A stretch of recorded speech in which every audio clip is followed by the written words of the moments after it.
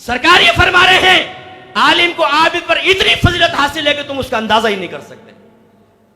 और नात खानों को इज्जत देकर उनके मुकाबले में उलमा को जलील करने वालों, नात खान ज्यादा से ज्यादा एक आबिद हो सकता है, ज्यादा से ज्यादा नेकी करने वाला हो सकता है। और ये फासिक फाजिर नात खान की दाढ़ियां नहीं है। आला हजरत ने फरमाया फासिक नात खान से नात पढ़वाना हराम है।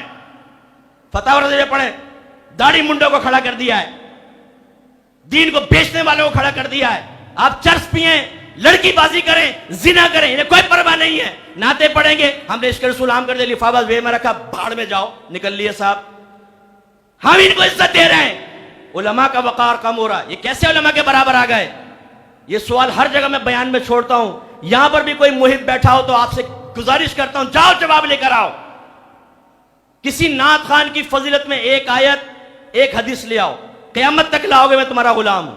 कोई फजीलत नहीं है इनकी, ना कुरान में ना हदीस में। उलमा की है, हमारी है, वारिस नबी की है। और हमने इनको इज्जतें दे देकर लाखों रुपए खिला पिलाकर और ऐसा कर दिया। अभी मैं पंजाब में गया एक जगह बयान करने, उन साहब ने FIR की कॉपीज मुझे भेजी, मेरे खिलाफ नहीं। किस बात पर? एक नात खान को प्रोटोकॉल देके बुलाया 10 लाख में। कितने में? 10 लाख में, और एडवांस। और नात खान आखिरी टाइम में कल्टी मार गया, आया ही नहीं। कहीं से 20 लाख मिल गए होंगे, भाड़ में जाओ। उस पर FIR कटवा दी उन्होंने कि हमारा 10 लाख के नुकसान के पैसे में हर जाने के साथ वापस दिलवाओ। मुझे कॉपीज भेजी उन्होंने। ये हाल। एक शख्स मुझे मिला, कहने लगा मुफ्ती साहब मेरा बच्चा जो है ना वो आपको भी सुनता है, एक मशहूर नात खान को भी सुनता है। अब मैं सोच रहा हूं मुफ्ती बनाऊं या नात खान। आए हाय, अब देखे ना क्या हमने मकाम कैसा बराबर कर दिया। वो सोच रहे दोनों बराबर है, मुफ्ती बना लो चाहे नात खान। अरे लाखों नात खान खड़े कर दो। नात खानी हमारा शियार है, हमारी रूह की ग़िज़ा है। नात खान सुन्नी बच्चा है, हमारा सर का ताज है। लेकिन जब तकाबुल की बारी आएगी तो उलमा के वक़ार को ही बुलंद किया जाएगा, हरगिज़ नात खान के वक़ार को बुलंद नहीं करेंगे। और आजकल हमारे स्टेज पर यही हो रहा है। दाढ़ी मुंडे नात खान मुफ्ती मुनव्वर रहमान साहब पे तनकीदें मार रहे हैं कि इनको तकरीरें करने नहीं आती, हमारे के पीछे के पड़े हुए हैं, इन्हें और कोई काम नहीं है तो उसमें लगे। तुम हमें बताओगे क्या लगे या ना लगे। और ये अवामुन्नास है, ये हमारे सेठ है जो इनको पैसा लाखों रुपए दे के अपनी शादी की महफिल में बुला के इज्जतें देकर और उलमा के वक़ार को खत्म कर रहे हैं। नाराज मत हो कोई सेठ साहब, मेरी तकरीर सुने, रिकॉर्डिंग।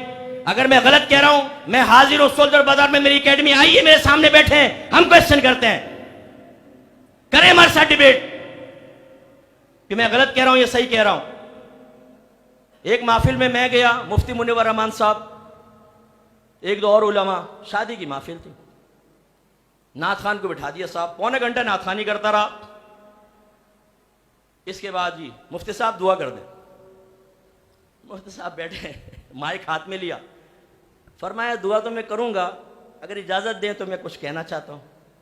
अब मुफ्ती साहब से कौन छीन सकता था माइक। फिर जो मुफ्ती साहब ने सही की तबीयत साफ की है ना, कि बड़े बड़े उलमा बैठे हैं, आपने पौने घंटा नात खानी करवा ली, 10 मिनट का बयान नहीं करवा सकते थे। मेरे भाइयों ये तब्दीली देखें आले सुन्नत में। कुरान से हम दूर, हदीस से हम दूर, सही तसव्वुफ से हम दूर, फिक़्ह से हम दूर, नात खानियों से करीब हो गए हैं। आज ज़हन बना दिया गया है, अपने बच्चे की शादी कर रहे हो, नात खानी कराओ बरकत होगी, कुरान पढ़ाओ बरकत नहीं होगी, हदीस सुनवाओ बरकत नहीं होगी, तसव्वुफ बयान करो बरकत नहीं होगी, फिक़्ह बयान करो बरकत नहीं होगी, नात खानी से होगी। पौना पौना घंटा नात खानी, इल्मी महफिल खत्म। हमारे बच्चे इल्म से दूर हो गए, कुरान से दूर हो गए। ये जो यहां बैठे होंगे बहुत सारे, ये कंजुल ईमान पढ़ें। कंजुल ईमान बेहतरीन तर्जमा कुरान है, कुरान नहीं है, तर्जमा नहीं है, तफसीर है। बिल्कुल सही कहा, मेरे आक़ा नेमत का कुरान, तर्जमा कुरान ऐसा ही है। लेकिन उसके कान में पूछेगा तूने खुद कभी पढ़ा है? कभी नहीं पढ़ा होगा। अभी आप पे लाजिम है, जो कंजुल ईमान की फजीलतें बयान कर रहा हो ना, उसके कान में पूछिएगा जरूर, तुमने पढ़ा है और बगैर तफसीर के तुम्हें समझ में आया है? पूछे जरा उससे। हम लोग सिर्फ जबानी कलामी बातें, बाकी आला हजरत सबके उससे दूर होकर अपने ज़ाती मफादात की बातों का ज़िंदगी गुजार रहे होते हैं। मैं इंशाल्लाह अपने वक्त पे बयान खत्म